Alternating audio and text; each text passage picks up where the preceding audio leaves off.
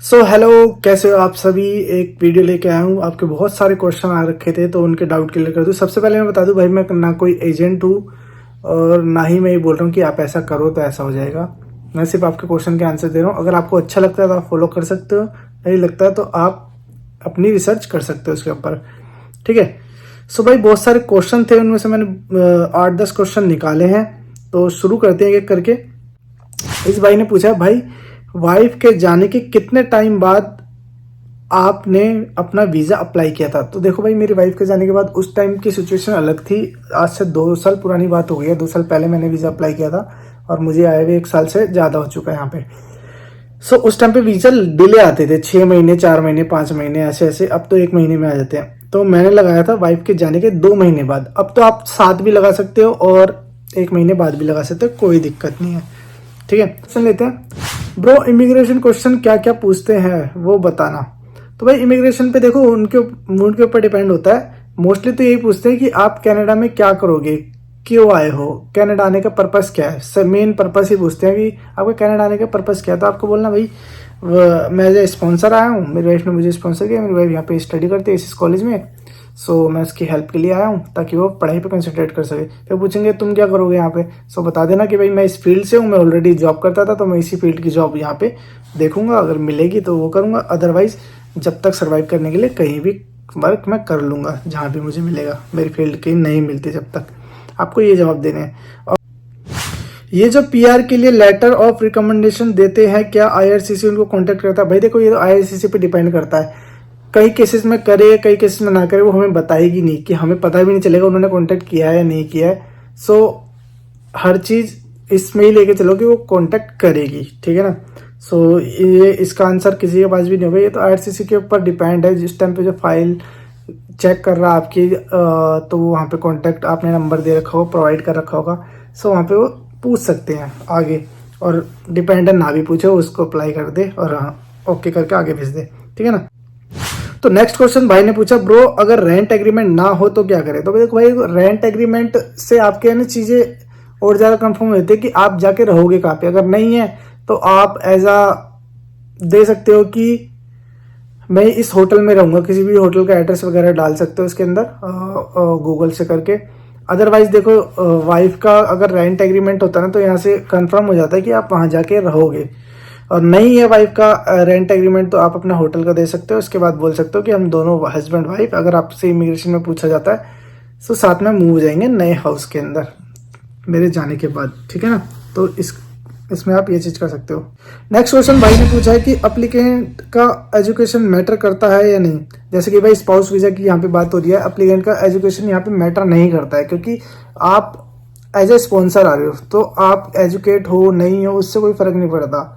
आप as a support के लिए आ रहे हो। आप यहाँ पे जॉब अप्लाई करने के लिए, किसी उस चीज़ के लिए नहीं आ रहे कि आपकी एजुकेशन इतनी होनी जरूरी है, इतना नहीं है। आपकी जो भी एजुकेशन है आपको उस हिसाब से यहाँ पे काम मिल जाएगा। आप एज ए स्पॉन्सर आ रहे हो और अपनी वाइफ की मदद करने आ रहे हो ताकि वो पढ़ाई पे कंसंट्रेट कर पाए और उसका ज़्यादा काम ना करना पड़े यहाँ पे। नीरज जी का अगला क्वेश्चन है, मैरिज कितना ओल्ड होना चाहिए। भाई ऐसा कुछ नहीं है मैरिज कितना ओल्ड होना चाहिए। वैसे देखो, मैरिज अगर ओल्ड होती है तो उसमें आपकी वो क्लैरिटी ज़्यादा इजी रहती है, आपके पास ज़्यादा चीज़ें होती है शो करने के लिए। नई मैरिज में शो करने के लिए कम चीज़ें होती है, लेकिन नई मैरिज में एक बेनिफिट ये हो जाता है कि आपकी चैट्स अवेलेबल होती है। पुराने में क्या होती है, अब चैट करना इतना होता नहीं है। लेकिन कई लोगों को ये भी डाउट होता है कि भाई पुरानी हम चैट कहाँ चलाए। अरे ऐसा नहीं है, मैरिज के टाइम की ही चैट चाहिए। अभी करंट में आप कुछ तो मैसेज आपस में भेजते होंगे या कॉल करते होंगे, कॉल की डिटेल्स, कॉल लोगो, ये सारी चीज़ें आप लगा सकते हो। और ऐसा कुछ भी नहीं है, अगर आपकी मैरिज 1 महीने पहले हुई है तब भी आप लगा सकते हो। आपको बस सारे प्रूफ देने हैं, साथ कहाँ घूमे हैं, कहाँ पे मैरिज हुई है, फोटो वगैरह, ये सब चीज़ें आपको लगानी होती है। नेक्स्ट क्वेश्चन भाई ने पूछा है, ब्रो आपका इंस्टाग्राम अकाउंट क्या है। तो भाई मेरा इंस्टाग्राम अकाउंट आप puneet/SSJ PUNEET/SSJ डालोगे तो आपको आ जाएगा, वहाँ पे आपको दिख जाएगा। क्योंकि मेरा सबसे की जाने पहले चैनल था इंडिया के अंदर, इसीलिए मैंने उसके आगे SSJ लगा रखा है। ठीक है ना। भाई ने नेक्स्ट क्वेश्चन पूछा, ब्रो मेरा मिनिमम फंड 6 मंथ नहीं है मेरे ब्रो 10 लाख रुपए। मतलब ये कहना चाह रहे हैं कि मेरे 10 लाख रुपए का जो फंड है 6 महीने पुराना नहीं है। तो भाई देखो, वैसे तो रिक्वायरमेंट यही होती है कि 6 महीने पुराने ही आपके फंड शो होने चाहिए अकाउंट के अंदर। अगर नहीं है तो अब आपके पास ऑप्शन नहीं है, आपको यही लगाना पड़ेगा। और दूसरी बात मैं बता दूं, अगर आप 1-2 महीना रुक जाओ और उस पैसे को एक साथ ना डाल के थोड़ा एक दो महीना रुकोगे तो वो थोड़े से पुराने हो जाएंगे। थोड़े अब डाल दिए, थोड़े बाद में डाल दिए, 10 लाख के या ऊपर भी, 10 लाख से ऊपर भी दिखा सकते हो, तो वो आपका फंड ज़्यादा शो हो जाएगा। फिर उसके बाद आप फाइल लगा सकते हो 4 महीने की, 6 महीने। जैसे मान लो अभी 3 महीने के आपके वो 10 लाख के फंड, आप 2 महीने और रुकोगे तो थोड़े थोड़े और डाल दोगे उसके अंदर, या निकालोगे डालोगे तो आपके 5 महीने की स्टेटमेंट बन जाएगी। तो ये चीज़ मैं कहना चाह रहा हूँ, ठीक है ना। चलते हैं नेक्स्ट क्वेश्चन की तरफ। एक भाई ने क्वेश्चन पूछा है कि मैं बैंक में जॉब करता हूं, अब स्पाउस वीजा पे जा रहा हूं कनाडा, आप कनाडा में क्या जॉब करोगे, तो उसका प्रॉपर आंसर क्या देना होता है। अभी मैंने इसका आंसर पहले ही दे दिया है कि आपको ये बोलना है कि मैं सबसे पहले ट्राई करूंगा अपनी फील्ड के अंदर जॉब मिल जाए, मुझे अप्लाई करूंगा। और अगर मेरी फील्ड में जब तक जॉब नहीं मिलती तो मेरे को जो भी जॉब मिलेगी सर्वाइव के लिए मैं वो करूंगा और अपनी फील्ड की जॉब के लिए ट्राई करता रहूंगा। बस सिंपल सा आंसर है और कुछ नहीं है। नेक्स्ट क्वेश्चन एक भाई ने पूछा है, भाई मैंने विजिट वीजा अप्लाई किया है कनाडा विल एयरपोर्ट पे, कोई मुश्किल तो नहीं आती, मेरी इंग्लिश कमजोर है। तो भाई देखो, अगर आपका विजिटर वीजा लगा है, आप घूमने आ रहे हो, तो ऐसा कुछ नहीं है कि वो इंग्लिश में आपको बहुत सारा कुछ पूछेंगे।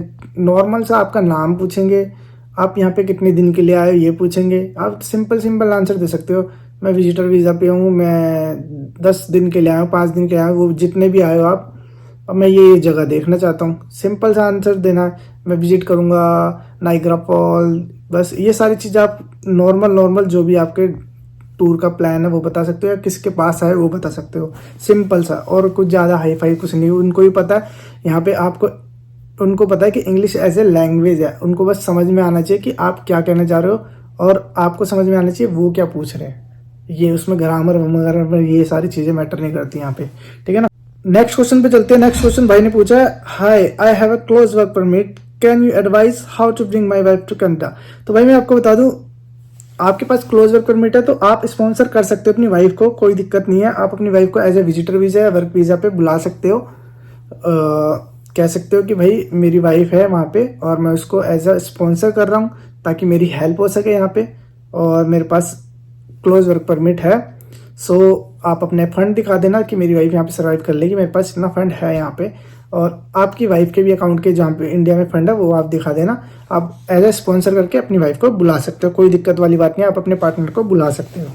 अब नेक्स्ट क्वेश्चन पे चलते हैं। एक भाई ने बहुत अच्छा क्वेश्चन पूछा है, ब्रदर अगर मैं दूसरी कंट्री में काम करता हूँ तो क्या वो चलेगा, मीन्स मैं कतर में सिक्योरिटी का काम करता हूँ तो क्या मुझे वो छोड़कर इंडिया में काम करना पड़ेगा, वो शो कर सकता हूँ, प्लीज़ रिप्लाई। ये मतलब पूछना ये चाह रहे हैं कि मुझे इंडिया ही वर्क एक्सपीरियंस शो करना पड़ेगा या बाहर का, मैं कतर वगैरह में काम करता हूँ वो भी शो कर सकता हूँ। भाई आप कंट्री में कहीं भी काम करते हो, कनाडा से बाहर वो फॉरेनर का ही एक्सपीरियंस काउंट होएगा। सो आप कतर का करते हो तो वो आपका कतर का एक्सपीरियंस काउंट होएगा, आप वो शो कर सकते हो, कोई दिक्कत नहीं है आपको, ठीक है ना।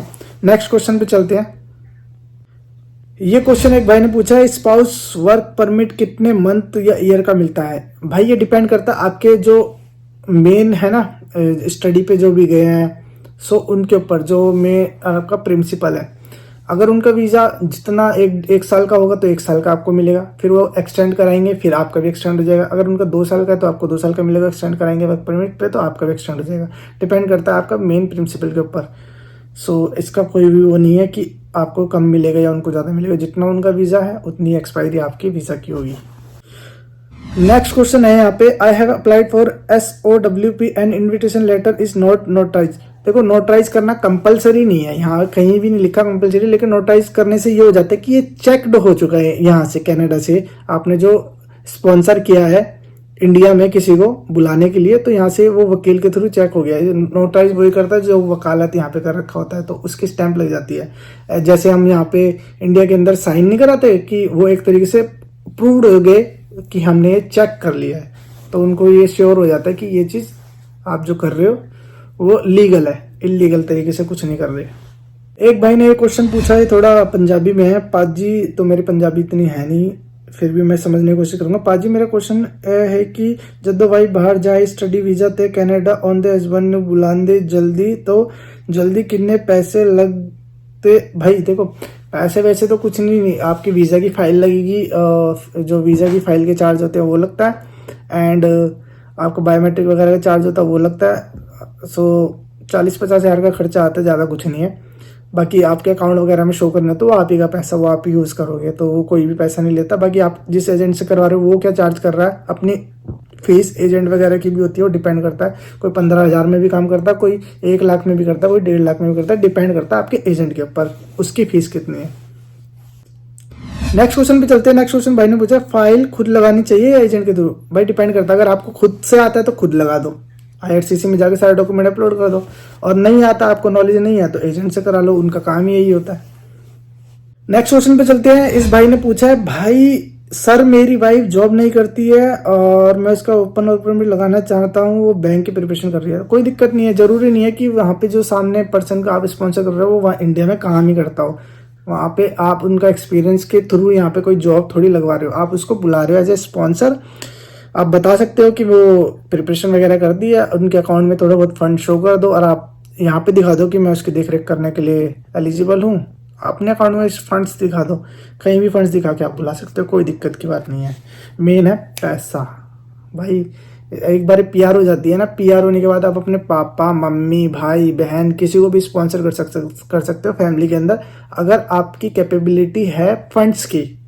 फंड के ऊपर डिपेंड करता है सारा, वो मैंने आगे की बातें बता दी। नेक्स्ट क्वेश्चन है, अगर कोर्ट मैरिज हो तो उसका क्या प्रोसीजर है? भाई कोर्ट मैरिज हो कैसे भी हो, आपका सर्टिफिकेट लगता है, वो गवर्नमेंट का सर्टिफिकेट आप लगाओ, कोई दिक्कत नहीं है। फोटो वगैरह लगा दो, कहीं घूमने गए वो सारी चीज़ें आप लगा दो, ठीक है ना।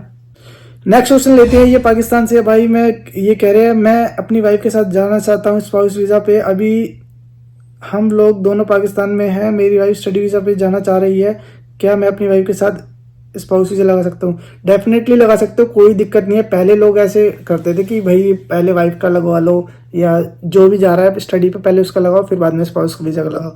ऐसे कोई दिक्कत वाली बात नहीं है, आप साथ में ही दोनों अप्लाई कर सकते हो, अप्रूवल आ जाएगा, ठीक है ना। नेक्स्ट क्वेश्चन है, ब्रदर पापा के अकाउंट के पैसे शो कर सकते हैं, खुद के अकाउंट में ही शो करने पड़ेंगे? देखो अगर आप 18 से नीचे हो ना तो आप पापा के अकाउंट के शो कर सकते हो। 18 से ऊपर तो आप मतलब एडल्ट हो चुके हो, आप खुद के ही अकाउंट में आपको शो करने पड़ेंगे, पापा के अकाउंट के नहीं चलेंगे। आप जा रहे हो तो आपके अकाउंट में ही होने चाहिए।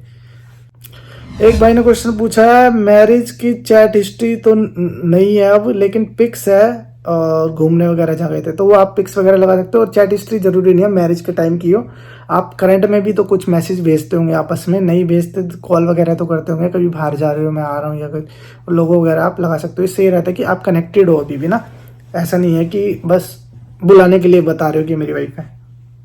एक भाई ने क्वेश्चन पूछा, क्वेश्चन इंग्लिश में पूछते हैं या हिंदी में, क्या आंसर हिंदी में कर सकते हैं? नहीं भाई देखो, इंग्लिश में ही पूछेंगे वो, या इनके यहाँ की लैंग्वेज इंग्लिश है, और आपको आंसर इंग्लिश में ही करना पड़ेगा। टूटी फूटी करो कोई दिक्कत नहीं है, उनको समझ आना चाहिए कि आप क्या कहना चाह रहे हो, और बस उनको एक बार समझ में आ गया तो कोई दिक्कत वाली बात ही नहीं है। सेम क्वेश्चन एक भाई ने पूछा कि एयरपोर्ट टोरंटो में इंग्लिश को मैं पूछे जाते हैं क्वेश्चन या प्रॉब्लम ट्रांसलेट आता है साथ में? भाई कोई ट्रांसलेट नहीं आता, आप वीज़ा अप्रूव नहीं करा रहे, आपका वीज़ा ऑलरेडी अप्रूव हो चुका, बस वो वेरीफाई करते हैं कि आप वही बंदे हो। 2-4 क्रॉस क्वेश्चन करके उनको पता लग जाता है, हाँ जिसका वीज़ा लगा वही बंदा है यहाँ पे, और किस पर्पज से आया, वो सारी चीज़ें हैं बस। नेक्स्ट क्वेश्चन है, सर मेरी GF अभी PT कर रही है, मैं उसका पासपोर्ट मैरिज से पहले बनवाऊँ या शादी के बाद पासपोर्ट बनवाऊँ, एग्ज़ाम दिलाऊँ? भाई देखो, पासपोर्ट कहीं भी बनवा लो, कोई दिक्कत नहीं है। और बहुत सारे लोगों का ये भी क्वेश्चन होता है कि मैरिज के बाद के पासपोर्ट पे नाम चेंज कराना है, ऐसा कुछ नहीं है। नाम भी मत चेंज कराओ, जो नाम है वही नाम चलने दो। मैंने अपनी वाइफ के नहीं कराए थे, क्योंकि मैं करवाता तो सारे डॉक्यूमेंट पे फिर चेंज करवाने पड़ते हैं, फिर वो मिसमैच का चक्कर पड़ता है। जो उसका नाम पहले था वही चल रहा है, मेरा जो नाम था वही चल रहा है, कोई दिक्कत वाली बात नहीं है, नाम चेंज ही क्यों करवाना है। सो नेक्स्ट क्वेश्चन है, सर मेरी फाइल जैसे दिसंबर में लगी है तो मेरे पास इससे पहले का होना चाहिए बैंक बैलेंस 6 मंथ्स का, या मेरे हस्बैंड के पास, बट स्पाउस मैं हूँ? सो भाई अगर आपने अपनी फाइल लगाई है, स्पाउस आप हो, तो आपके अकाउंट में होना चाहिए 10 लाख। आप सरवाइव कर पाओगे, कि वापस जा पाओगे, खर्चा कर पाओगे, वो सारी चीज़ें आपके हस्बैंड के अकाउंट में जो भी है वो भी शो कर सकते हैं, लेकिन मेन आपके अकाउंट में होना चाहिए, क्योंकि फाइल आपके लगी है। Next question, sir it's necessary to change spouse surname to husband first name after marriage in passport. तो मैं इसका आंसर पहले दे चुका हूँ भाई, कोई ज़रूरत नहीं है, जो नाम है उसी नाम को चलने दो, बिल्कुल चेंज मत कराना। एक जगह चेंज कराओगे फिर सब जगह का लफड़ा पड़ेगा मिसमैच का। सेम क्वेश्चन एक और है, भाई मेरी वाइफ कनाडा गई है स्टडी के लिए, तो मैं पासपोर्ट में मेरी वाइफ का नाम ऐड कराना पड़ेगा? नहीं, आपको कोई करवाने की ज़रूरत नहीं है, जो आपका नाम है वो आपका नाम है। हस्बैंड वाइफ का पासपोर्ट में चेंज कराने की कोई ज़रूरत नहीं पड़ती है, ना डलवाने की जरूरत पड़ती है। तो ये सारे क्वेश्चन थे आज के। उम्मीद करता हूँ आपको वीडियो अच्छी लगी तो लाइक शेयर कमेंट करना मत भूलना। ऐसे ही मैं आपको देखो, अगर शेयर करोगे ना वीडियो के व्यूज़ ज़्यादा आएंगे, तभी तो मेरा मन करेगा ना रेगुलर अपडेट लाने का, इसलिए मैं वीडियो नहीं लेके आ रहा था। बाकी बहुत सारे क्वेश्चन थे तो मेरे को लगा एक्सपेक्ट अच्छा खासा टॉपिक बहुत सारे लोगों का कवर हो जाएगा। मिलते हैं, तब तक के लिए बाय बाय।